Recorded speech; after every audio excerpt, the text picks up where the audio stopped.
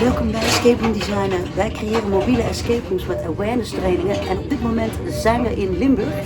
We zijn in Torren en er zijn hier enkele deelnemers in onze escape room een spel aan het spelen. Als ze het goed doen. En ook als ze het niet goed doen, krijgen ze daar informatie van Wouter. En dan leren ze meer over cybersecurity. Dus ben jij nieuwsgierig geworden? Dan zouden wij zo zeggen, ga je mee?